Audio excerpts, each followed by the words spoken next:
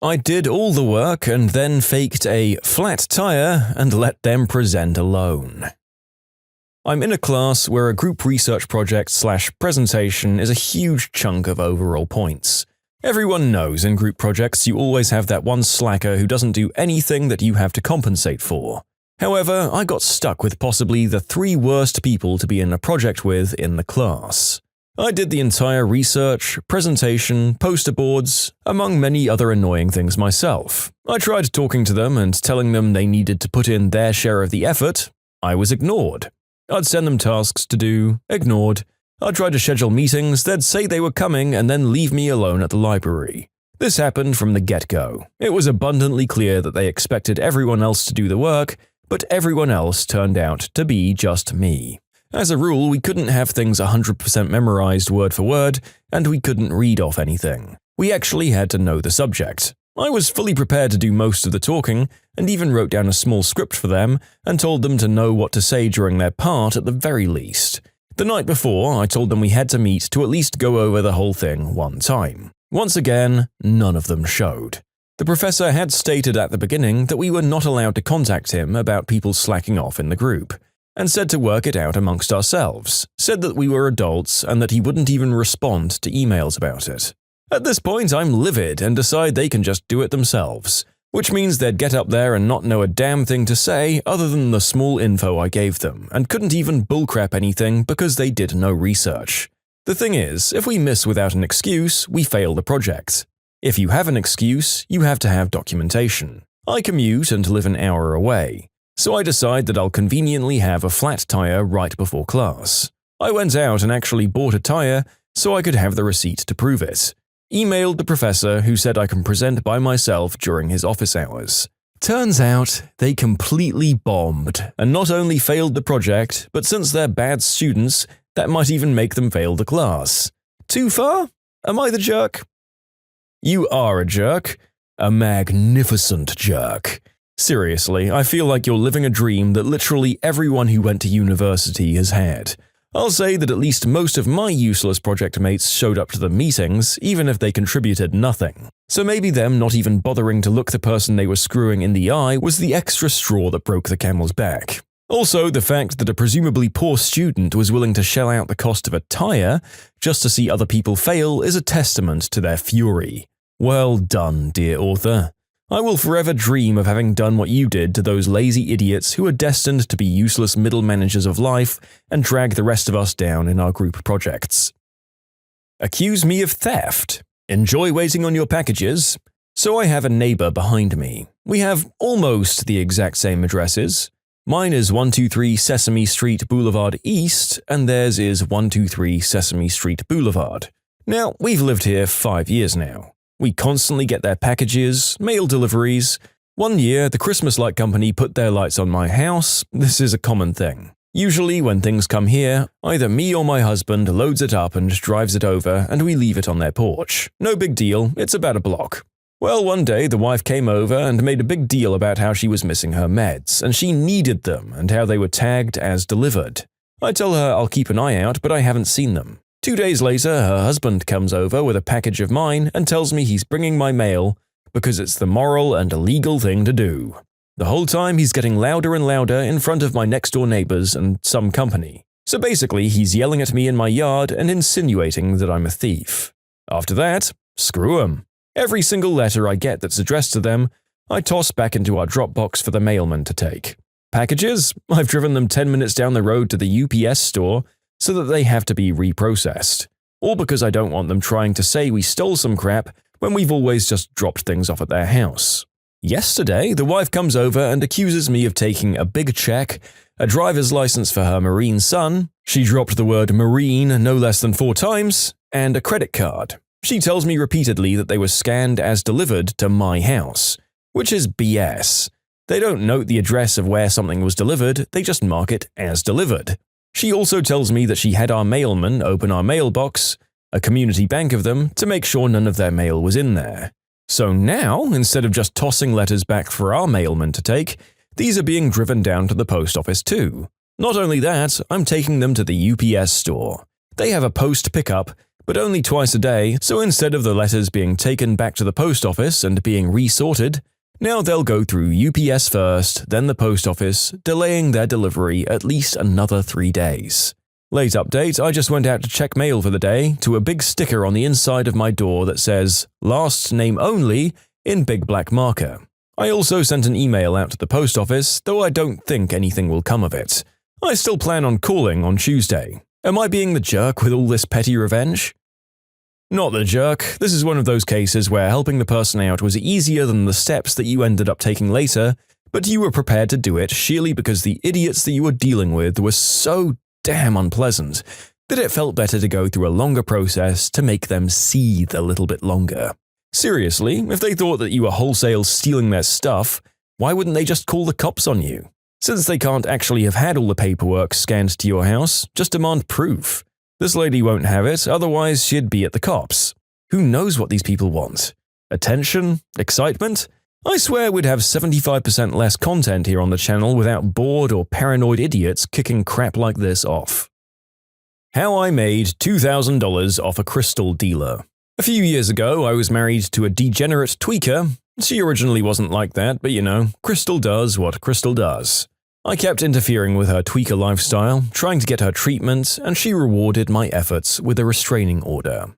She lied, said I beat her, and other overly dramatic stuff. So, I get kicked out of my place and end up in a studio apartment with nothing but my toothbrush and the clothes I was wearing. One of her great plans was to get a front for a ton of smack using everything of value we own as collateral. Her dealer literally took everything and put it in a storage unit somewhere in town. The wife planned to stomp on the dope, sell it, and by the weekend be a millionaire. Tweaker logic, Of course, she throws the plan away and ends up just doing the smack, so now all of our expensive stuff is in the wind.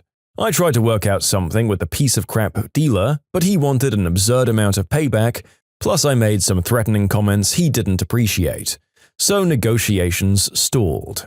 Eventually, I catch wind that he got locked up and that some friends took all his property and put it in storage for safekeeping until he got out. I hit every storage place in town with my story and his picture, hoping to catch some kind of a break. Eventually, I find the place. The owner tells me that the unit is going up for auction next week for non-payment. He tells me if I just pay the 3 months back rent that he'd write it up as I won the auction and I can have the unit. $320 gets slapped on the counter and we go drill the lock. All my stuff is there, and what do you know, I now own all of his stuff free and clear.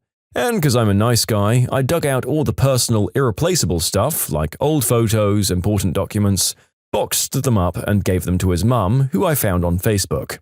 Actually made quite a bit of money off the deal selling his crap on Craigslist. Came out about $2,000 in the black on the deal. I'm divorced now, have all of my stuff, and I'm happy. Well, all's well that ends well, for you at least. Seems like a bunch of other people in that story are destined for a very sad, rough future unless they turn their lives around, but also none of that is really your fault. There's a lot of inability to predict consequences in this story's antagonists. What could possibly go wrong with having a ton of a substance that you can't resist sitting in your place waiting for sale? What's the worst that could happen if I don't have someone put down the money on the storage place I eventually plan to make loads of money off the contents from? The author actually ended up doing the dealer a massive solid by giving him all the documents and stuff back. He'd have lost that otherwise. You're all right, author. If you like Am I the Jerk, you're probably going to love Am I the Genius. Check it out, linked below. Also, go to amithejerk.com/submit if you would like to submit your own stories. Today I messed up when Alexa reminded me in the middle of a dinner party that it was time to bonk my wife. So this happened last night and we're just getting over the laughter. My wife and I are early 60s, and because of old age, menopause, among other things, our bedroom life has needed medical intervention and a new treatment was suggested to alleviate my wife's pain during the deed. So 10 days ago, jokingly, after a few bottles of wine, we set an Alexa reminder to announce when the treatment had run its course and we could officially get to it. We set a reminder, "David, it's time to bonk Fiona." It seems like bonk didn't trigger Alexa's censorship. So, fast forward 10 days, we'd totally forgotten this, and last night, in the middle of a dinner party with several friends, we get the reminder, David. Reminder, it's time to bonk Fiona. As you can imagine, confusion reigned, and after a pause in the dinner party conversation, questions were asked, and our friends joined in on the good humor, as we're all of similar ages. Pro tip, everyone gets old, things don't work as well as they once did, but please try and keep your sense of humor. In short, during a dinner party, Alexa announced, David, remember to bonk Fiona. We'd forgotten that we'd set up a reminder 10 days earlier while drinking a few wines to remind us that enough time had passed since my wife had started her new treatment to sort her soreness during the deed. Everyone laughed once it was explained. Terrific. I've been caught out when my friends have gone on my phone and set weird, incriminating alarms for inconvenient times, and seeing the self-inflicted version of that is brilliant. This story is from 2 years ago, and honestly, the narrator is pleasantly surprised that a group of friends in their 60s can be as good-humored and open about this stuff as they all were. I feel like my generation are, if not forthcoming, then very accepting of the facts of life with regards to the bedroom, and fairly open about the fact that, people bonk, as the author so charmingly puts it. And we don't need to hide the fact that we do it. I kind of just assumed that the boomer generation were generally more close-lipped about the fact that anything like this happens around some of their friends. Am I wrong? Tell me, older viewers, how much do you talk about your bedroom lives? Would you be able to have a chuckle about something like this, or would you all be absolutely mortified? I'm curious.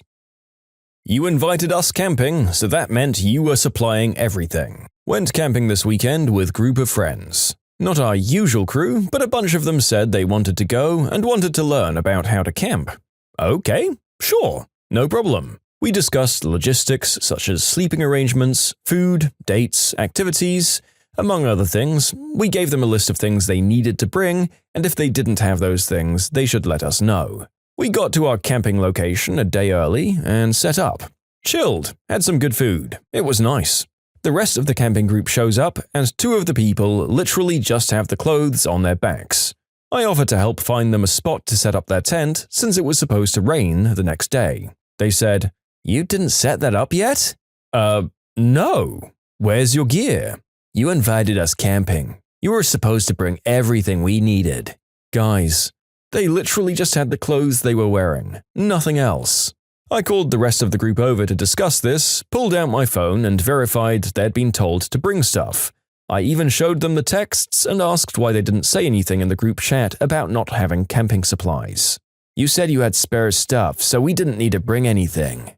Yeah, but you had to tell us so we could bring it. They were super angry when we didn't give them our main tent. They had to sleep in ragtag, thrown together spare stuff that everyone contributed. I had 1 spare sleeping bag, no extra air mattress, so they were basically sleeping on the ground. Everyone chipped in a few spare clothes, warm socks, and even spare boots, since it was so cold at night. Buddy never did get both boots back, just one. We have no idea where the other one went. They became children, literally incapable of doing anything without supervision, complaining, or losing something, and expecting everyone else to find the lost thing. Oh, but you bet your butt those 2 brought green herb. Got high as all heck. Then got caught going through my frickin' cooler for food and had the audacity to complain about the terrible snack selection. Yeah, I'm celiac, motherfrickers. My main snacks are literally hidden because a box of cookies costs $5. Cue my crying wallet. So no, I don't have a bunch of snacks lying around for the Doobie Brothers. These guys even expected me to feed them for 3 days and wanted better snacks for next time. I always buy too many eggs, so thankfully I made omelets 2 days in a row, which one guy refused to eat, asking if I could make him something else. We told them to just go home at this point, but we were camping 6 hours away from home and they didn't want to drive all the way back without actually getting to camp. These guys are usually pretty stellar, but it seems like it just took the right situation to see their true colors. They began to ask about our next camping trip and where we plan to go, and if we plan to bring any ATVs or boating stuff for that trip. My answer?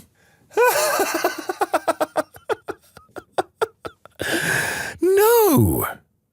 The narrator has had these friends before in certain activities in life, and the narrator then, as a rule, limited his contact with these people after the activity where this complete lack of agency came to light.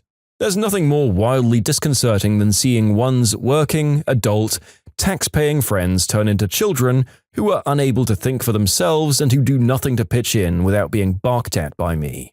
I wish we had the age of the two troublemakers in question here, because the older I get, the more I realize that certain people keep their teenage characteristics well into later life. I'm not kidding, I've met people in their 30s like this. Although the two in this story would be the first green herb-addled silly billies outside university that I'd seen, if they were that old. Malicious compliance versus pro-revenge. Like any good story, we need a bit of backstory to set the stage. High school sucked because I was a forever friend-zoned nerdy gamer guy, so I decided for my senior year I was going to get out of Ohio and study abroad. I slept through 3 years of German, so I applied to go to Germany. Ended up getting placed in Salzburg, Austria, which is the most beautiful place on earth I've been to date, and I need to visit again soon. The study abroad place had a few warnings for the next year before I left. Don't get in criminal trouble, don't get crap grades, and don't fall in love. My only danger with the first one was my lead foot. I totaled my first car, but was allowed to drive my old man's 95 Ranger, 4-cylinder, 5-speed, and it barely got out of its own way. The second one, I did enough to get C's and B's without caring much. And the third one, nope. Through some angsty teenage drama that is the story for another time, I ended up meeting, dating, and falling madly in love with my now wife and mother of my daughter. I was 17, worked full-time over the summer, and as stated, my old man lets me borrow his truck after I get off work. The rules are I have to be home by 10 on the weekdays and 11 on weekends. He justifies that if I broke down or whatever, he'd have to come and get me and fix the truck before he had to leave for work at 6. To my turbocharged hormones, this is tyranny. I spend every moment I'm not at work with my girlfriend because women's chests and making out are awesome. But summer is quickly coming to an end and I have to leave the country.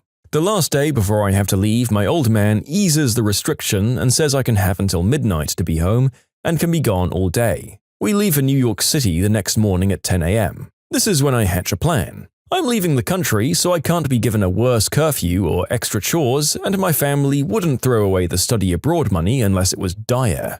I spend the whole day with my girlfriend and tell her to wait up after I leave. I have a surprise. I drive home and make it there at 11:58, creep into my room and spend the next hour AOL instant messaging her. At 1, I roll the truck down the driveway and head back to her house, fall asleep with her in my arms, and life is perfect. I knew full good and gosh darn well I was breaking the intent but not the letter of the law. My argument was that my old man never said how early I could go to her house. I never woke up before noon, so it was just left unsaid. Perfect malicious compliance in my head. I wake up at 9, just enough time for a teary goodbye to haul butt back home to head to New York City to fly to Vienna. But I look out the door and the truck is gone. I panic and realize I'm a dead man. My trip is off. I'm going to have to work all the hours to pay my old man back for a stolen truck and wasted trip. I'm never going to have time to see my girlfriend and I'll never experience Europe like I wanted. I call my old man in this panic to hear him answer with deafening silence upon hearing the news. Now for my old man's pro-revenge. He had heard me roll in just before midnight and went fully to sleep. He did not hear me roll out at 1 because years of playing Dungeons & Dragons taught me how to be a good sneaky archer type. But when he woke up at 6 and saw both the truck and I were gone, he knew there was only one place in the world I could possibly be. So he and my stepmom drove over to my girlfriend's with the spare key and took the truck and went home. When he got my call a few hours later, he gave a full 30-second beat and then began yelling and told me I'd better find his darn truck or I was never going to see the outside of my room again, much less my girlfriend or Austria.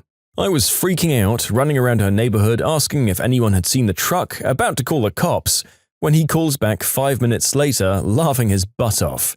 He tells me he stole the truck and I was in deep crap and I'd better be home fast. He makes me get a ride home with my girlfriend and her mum. When I arrive, he's standing in the driveway, smug as all heck. I get berated for an entire 6-hour drive to New York City about how big of an idiot I am and leave the country as planned. It all works out in the end. I got the girl who I'm happily with 17 years later, and the truck until she died of Ohio rust 12 years later. In short, I maliciously comply with curfew only to leave an hour later. My old man extracts pro-revenge by stealing the truck and making me panic. This is the first time where the narrator gets to label someone other than the protagonist as the jerk vigilante. Your dad did quite a mean-spirited and calculated thing to scare the crap out of his disrespectful and sneaky son. In the end, no harm done, and lesson probably learned by our author. I can't imagine the conversation the narrator had to have with the girlfriend's parents, though. In my mind, this is America, where the punishment for having consensual, happy fun time with a teenage girl your own age is punishable by death. At least as far as your prospective father-in-law is concerned. Maybe this girl's mother was more chill. I can't imagine the stress of a potential ruined international trip being amplified by all of the parental judgment for your hormonal teenage activities. Clap, clap to Dad, you magnificent jerk, and congratulations to our author on your long and successful relationship. When you subscribe, make sure to hit the bell to turn on notifications. Put the playlist on in the background to finish listening to all the stories. Or if you want to check out some great music, check out easymode.com. If you like Am I the Jerk, give Am I the Genius a shot. Everything linked in the description.